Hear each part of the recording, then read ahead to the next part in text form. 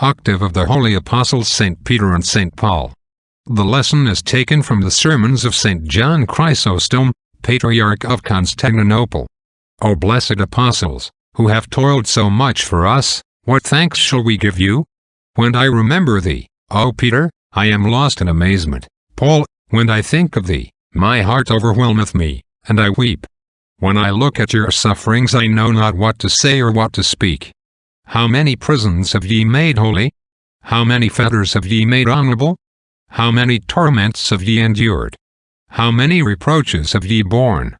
How have you carried Christ? How have ye made the churches glad by your preaching? Verily, your tongues were blessed instruments. It was for the church's sake that your limbs were bloody. Ye have been made in all things followers of Christ.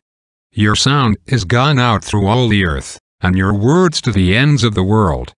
Rejoice, O Peter, who hast been gladdened by the wood of the cross of Christ.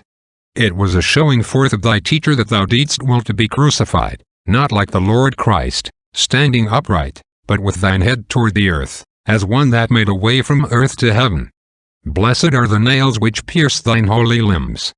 With sure and certain hope didst thou commend thy spirit into the hands of the Lord, thou who hadst been a faithful servant to him and to his bride the church, thou who in thy warm heart hadst loved the Lord more loyally than all the apostles.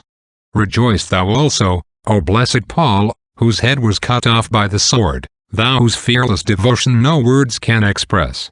What sword was that which divided thine holy neck, that instrument of the Lord's work, worthy that heaven should wonder at it, and earth worship it? What place was that which drank in thy blood, that appeared like drops of milk upon the raiment of him who smote thee, and made the savage and his comrades to become strangely gentle and faithful? Would that I could have that sword for a crown, and the nails of Peter set therein as the jewels of the diadem. Amen. The lesson is taken from the Holy Gospel according to St. Matthew.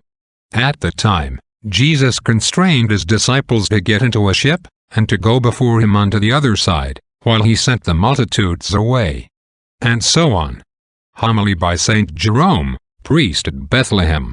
The Lord commanded his disciples to cross over to the other side, and constrained them to get into a ship. By these expressions we perceive that they were unwilling to leave the Lord, the love of their teacher making them desire not to lose a moment of his company. And when he had sent the multitudes away, he went up into a mountain apart to pray. Perchance, if Peter, and James, and John, who had seen him in the glory of the transfiguration, had been with him, they would have gone up into the mountain with him, but the common herd could not follow him, save when he taught them on the seashore, or fed them in the wilderness. He went up into a mountain apart to pray, not as he who, with 5 loaves and 2 fishes, had satisfied about 5,000 men, besides women and children, but as he, who when he heard of the death of John, departed into a desert place apart. Not that we make 2 persons in the Lord. But some of his works he did as God, and some as man.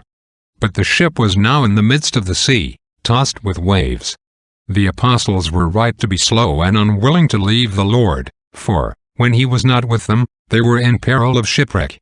Whilst the Lord abode alone upon the top of the mountain, a contrary wind arose, and the sea raged, and the apostles were endangered. And yet the threatening shipwreck held off until Jesus came.